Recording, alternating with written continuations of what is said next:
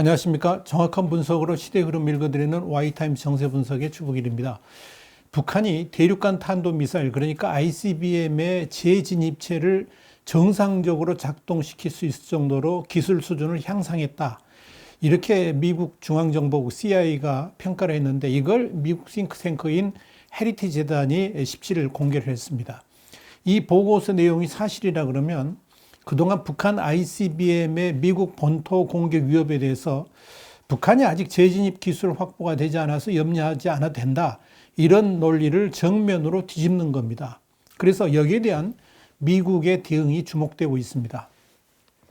그동안 북한의 이 대륙간 탄도미사일이 대기권을 벗어났다가 이제 다시 진입하는 기술에 대해서 이 기술이 완성됐느냐 되지 않았느냐 이걸 두고 전문가들 사이에서 의견이 엇갈리고 있었는데요.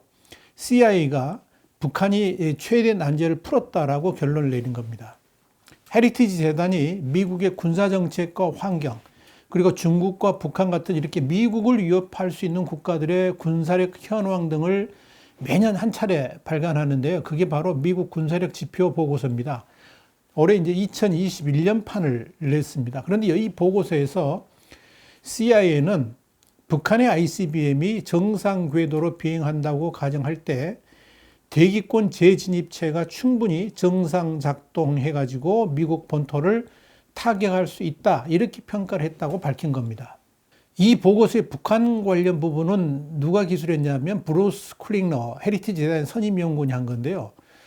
이 북한이 이 ICBM의 실전 테스트를 거치지는 않았지만 그동안 발사 실험을 통해서 재진입 기술을 확보하고 있다는 점을 보여줬다. 이렇게 평가를 했습니다. 클리너 선임연구원은 재진입 관련해서 미국 중앙정보국 CIA 평가는 해외 국가들의 공군과 우주군의 무기 시스템 정보를 수집하는 군사정보기관인데요. 미국 공군 국립항공우주정보센터 NASIC가 있습니다. 여기서 제공한 정보를 바탕으로 나온 것이다.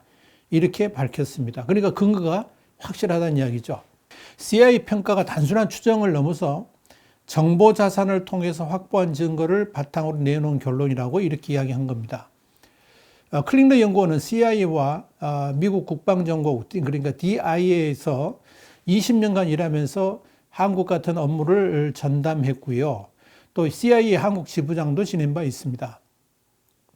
사실 그동안 북한은 이 국제사회 반발을 고려해가지고 실제 사거리로 미사일을 쏘는 대신에 발사 각도를 이렇게 높여가지고 도달 고도를 늘리는 방식의 고각 발사를 해왔습니다. 이것 때문에 북한의 미사일 사정거리가 미국 본토에 이를 정도라는 평가가 나왔습니다만은 가장 중요한 핵심 기술인 미사일 재진입 기술을 과연 북한이 확보했을 것인가 여부에 대해서는 미국 내 북한 전문가들 사이에서도 의견이 엇갈려 왔었습니다. 그래서 북한이 2017년 11월 29일 화성 15형 미사일의 시험 발사 뒤에 핵무기 개발을 완성했다는 선언을 했지만 이걸 김정은의 허세라고 보면서 신뢰하지 않았던 겁니다. 그동안 미군의 전문가들이 이 북한 ICBM의 재진입 기술에 대해서 회의감을 가졌던 것은 발사 직후 우주로 날아가서 목표 지점으로 향한 다음에 대기권으로 재진입하게 되면 섭씨 7,000도 이상의 고열과 또 대기 마찰로 인해 가지고 이 탄도 부분이 깎이는 상마 현상이 발생하게 됩니다. 근데 이 기술을 북한이 보유하지 못하고 있다. 이게 일반적 평가였습니다. 폭약을 감싼 이 탄도 부분이 고열을 견디지 못하고 상마가 일정하게 이루어지지 않으면 이 탄두가 목표 지점에서 크게 벗어나 가지고 무기로서 역할을 할 수 없게 되는데 이건 미국과 러시아 같은 이런 또 중국 이런 나라들만 갖고 있는 최첨단 기술이어서 북한이 보유하기는 힘들 것이라 이렇게 봤습니다. 그런데 CIA의 이런 북한 ICBM의 재평가는 사실상 북한 핵무기 그러니까 기폭장치와 핵물질과 운반수단의 완성을 의미하는 것이기 때문에 여기에 대한 미국의 대응을 본격화할 수밖에 없도록 만들고 있다는 이야기입니다. 당장 클리너 연구원의 지적대로 화성 15형 미사일의 사정거리는 8,000마일, 그러니까 12,800km 정도 되는데요. 이렇게 되면 미국 본토 전역이 사정권에 들어갑니다. 이와 관련해 가지고 미국 국방정보국, 그러니까 DIA 정보 분석관 출신인데요. 브루스 벡톨 엔젤로 주립대 교수도 북한이 이미 재도립 비행체 역량을 완성한 것으로 본다라고 주장을 했습니다. 브루스 베넷 랜드 연구소 선임 연구원도 북한이 이스칸데르 미사일과 같이 실제 실험을 거치지 않고 실전 성능을 내는 사례를 고려했을 때 이 러시아 같은 외부의 도움을 받아서 기술을 완성했을 가능성이 있다라고 말을 했습니다. 그런데 이 헤리티지 재단이 이날 발표한 미 군사력 지표 보고서를 보니까 북한의 전반적인 위협이 지난해와 비교해가지고 변함이 없다 이렇게 평가를 내렸습니다. 북한의 미국에 대한 위협 수준은 지난해와 마찬가지로 가장 높은 수준인 심각 단계보다 하나 아래인 높음 단계로 평가가 됐습니다. 위협 역량도 보니까 지난해와 마찬가지로 제일 높은 게 가공할 단계, 강력 단계인데요. 그 다음에 이제 두 번째가 능력이 상당히 축적돼 있다, 강화 중 이 단계, 그 다음에 능력 보유, 열망하는 미미한 이렇게 5단계 중에서 두 번째로 높은 역량 강화 중으로 분류가 됐습니다. 중국과 러시아도 지난해와 마찬가지로 위협 행동 부분에서는 두 번째 높은 단계인 도발적, 위협 역량 측면에서는 최고인 적대적 단계로 분류가 됐습니다. 특히 이번 보고서 작성 책임자인 헤리티지 재단의 다코타 우드 선임연구원은 북한이 영내 적극적 도발적 행위자로서 올해 3월에만 9차례의 미사일 실험을 감행했고 또 잠수함 발사 탄도미사일 개발 중이며 또 미국 본토 전체를 사정권에 두고 있다고 지적을 했습니다. 북한이 10개 핵을 보유했건 100개 또는 1000개로 증가시키려 하던 매우 역량 있는 장거리 공격 무기에 자원을 집중하고 있는 점은 명백하고요. 이건 미국의 적대국들이 가만히 있지 않고 있음을 보여주는 또 다른 지표라 이렇게 기술하고 있습니다. 보고서는 또 올해 3월 테렌스 오셔너시 북미 항공우주사령부 사령관이 미 하원 군사위원회 청문회 출석해가지고 했던 내용이 있습니다. 그게 뭐냐면 북한이 지난 2017년 명백한 수소폭탄과 북미 지역의 대부분 혹은 전 지역을 사정거리에 두는 ICBM 두 종류를 시험했다 하면서 이건 지금까지 유엔 안보리 5개 상임이사국만 달성했던 것이라고 한 발언을 주목했습니다. 그런데 이 보고서에 보면 또 한편에 이런 내용이 있습니다. 또 중국과의 패권 경쟁 관점에서 필요한 미국의 핵심 동맹으로 한국과 일본과 호주를 꼽았습니다. 이 세 나라를 아시아의 삼두체제 트로이카라고 명명을 했습니다. 자, 이 세 개의 나라와 미국의 동맹 관계는 시진핑 체제가 중국을 세계 패권 국가로 올려놓기 위한 유라시아와 인도태평양에 걸친 확장 정책, 이른바 중국몽 목표에 직접적인 방해가 된다라고 분석을 했습니다.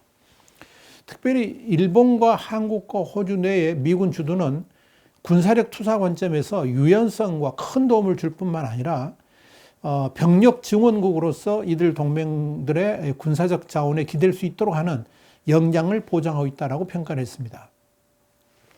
이와 관련해 가지고 우드 선임연구원은 이런 말을 했습니다. 영내 미군 주둔은 미국의 국익과도 직결된다 그러면서 미군이 영내에 없다 그러면 이 동맹들은 미국의 안전보장 공약에 의문을 갖게 될 것이고 결국 동맹들로 높은 수준의 정치적 외교적 지원을 받기 어려워진다라고 말했습니다. 우드 선임연구원은 또 미군이 유라시아와 아시아 두 지역의 거대 패권을 동시에 상대하기 위해서는 역동적 병력 전개와 같은 새로운 셈법을 고려할 수밖에 없다고 주장했습니다. 여기서 말하는 이 역동적 병력 전개라는 게 뭐냐면 전 세계 미군의 순환 배치 같은 이런 최적의 운영 방안을 일컫는 것입니다. 그렇게 해야지 전 세계의 도전들에 대해서 보다 큰 전략적 유연성을 갖고 대응할 수 있다. 그런 내용입니다. 이 보고서 내용대로라면 미국은 새로운 정부가 들어서도 한국의 미 동맹국으로서의 분명한 지위 확보를 위해서 압박이 굉장히 더 강화되지 않겠나 이렇게 보여집니다. 특별히 이 보고서가 향후 아시아 내의 삼두 체제의 운명이 일본과 한국과 호주의 미래가 어떻게 전개될지에 달려 있다고 지적을 했기 때문에 다시 말씀드리면 중국이 삼두 체제를 분리시키고 고립시키는 데 성공한다 그러면 이들 나라가 처할 안보 위험은 급속히 증가할 것이라고 밝혔다는 점을 주목해야 됩니다.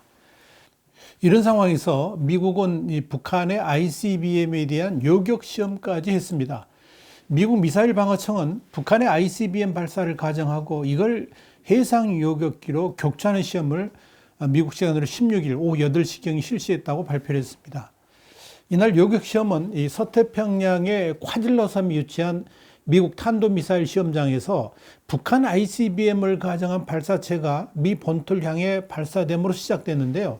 이걸 포착한 미국 군사위성은 비행 경로와 속도 또 이런 발사체 정보를 확인한 다음에 미국 콜로라도주에 있는 슈라이버 공군기지에 위치한 미사일 방어 통합 작전센터로 보냈습니다. 미사일 방어 통합 작전센터는 즉시 이 하와이 북동쪽 해상에 있는 고성능 레이더와 고고도 해상 요격 미사일을 구비한 미 해군 이지스함인데요. 존 피노의 발사체 정보를 보냈습니다. 그리고 존 핀 이지스함에서 이 고고도 해상 요격 미사일이 발사됐고 이 미사일은 진입 단계에 들어선 북한 ICBM을 가정한 그런 이 발사체에 접근해 가지고 요격에 성공했다는 겁니다. 미국 전략국제문제연구소의 톰 카라코 미사일 사업국장은 이번 시험 성공으로 인해 가지고 미국은 북한의 탄도미사일 위협에 맞설 수 있는 또 다른 방법을 갖게 됐다고 그랬습니다. 그게 뭐냐면 이 첫 번째 단계에서 알래스카에 배치된 지상 기반 요격 미사일로 맞설 수 있고요. 그게 만약에 실패하면 두 번째 단계로 이 해상 기반 요격 미사일로 요격할 수 있게 됐다. 이렇게 평가를 한 겁니다.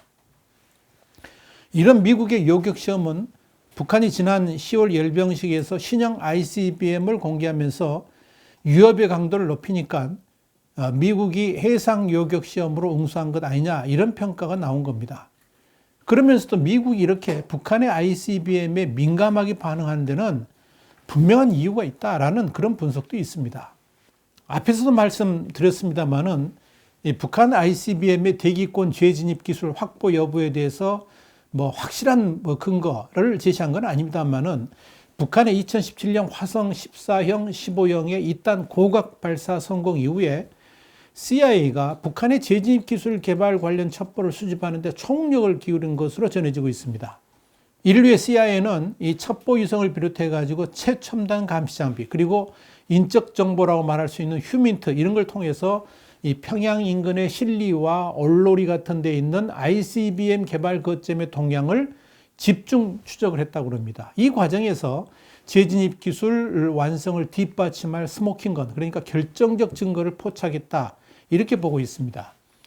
특히 지난 10월 10일 이 당 창건 기념 열병식에서 북한이 전격 공개를 했던 세계 최대급의 괴물 ICBM에 미국은 깊은 관심을 갖게 됐는데요. 이 화성 14형과 15형의 개발 과정에서 축적된 기술로 이 ICBM용 재진입체 그리고 다탄두 기술을 완성했고 그 결집체가 이제 괴물 ICBM으로 구현됐다. 이렇게 판단하고 있다는 겁니다. 길이가 최대 24m에 달하는 세계 최대 규모의 이동식 신형 ICBM은 최대 600kg급 핵탄두를 3개까지 싣고 미국의 수도 워싱턴을 포함해 가지고 동부 주요 도시들, 뉴욕을 포함해서 그렇죠. 이런 데를 타격할 수 있는 수준이기 때문에 미국이 주목할 수밖에 없다 하는 그런 이야기죠. 그런데 말입니다. 이 미국 내에서 갑자기 이 ICBM에 대한 위협론이 왕성하게 논의되고 있는데요. 도대체 갑자기 북한의 ICBM 위협론이 이렇게 논의의 중심으로 부각된 이유는 과연 뭘까? 여기에 대해서 굉장히 궁금해지는 부분이 있습니다. 그동안 미국의 지난 대선에서 북한 이슈는 수면 아래에 있다 할 정도로 별 관심을 끌지 못했습니다. 또 이번 대선의 최종 결과가 아직 나오지는 않았다는 점에서 미국 정가에서 북한 이슈가 고개를 내밀 형편도 되지 못합니다.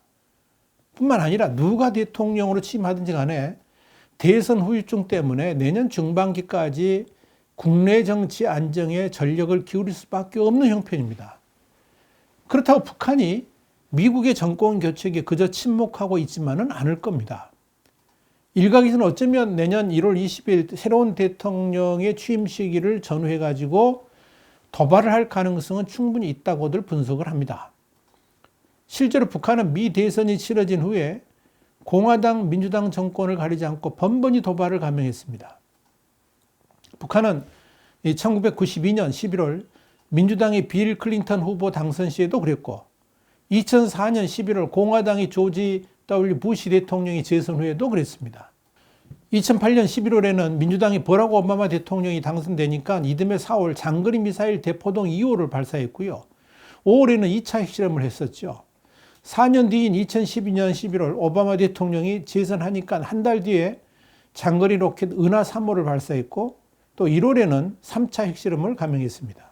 미국에서는 이번에도 북한이 신형 잠수함 발사 탄도미사일 그러니까 SLBM을 시험 발사한다든지 신형 잠수함 진수식할 때 신형 ICBM의 다탄두 재진입 기술 시험을 할 가능성이 충분히 있다 이렇게 보고 있습니다. 마커스 갈로스카스 전 미국 국가정보국 DNI라고 부르죠. 여기 이 DNI의 북한 정보 담당관이었는데요. 미국 전략국제문제연구소 CSIS를 통해서 이런 말을 했습니다. 북한이 내년 초에 다탄도 재도립 탄도 비행체를 탑재한 대륙간 탄도 미사일 시험을 할 가능성이 충분히 있다. 이렇게 10일 날 전망했습니다. 갈로스카스는 다탄도 ICBM은 미국의 기존 미사일 방어 체계를 무력화할 수 있는 이런 북한의 ICBM 위협 강도를 하여간 대폭 높이지 않겠나 이렇게 봤습니다. 조지 W. 부시 행정부에서 이 국무부 동아시아 태평양 수석 부차관보를 지냈던 에반스 루비어 브루킹스 연구소 선임연구원도 11일 이런 말을 했습니다. 북한이 차기 대통령에게 강력한 메시지를 보내기 위해서 앞으로 몇 주 안에 핵이나 장거리 탄도미사일을 발사할 수 있다라고 말했습니다.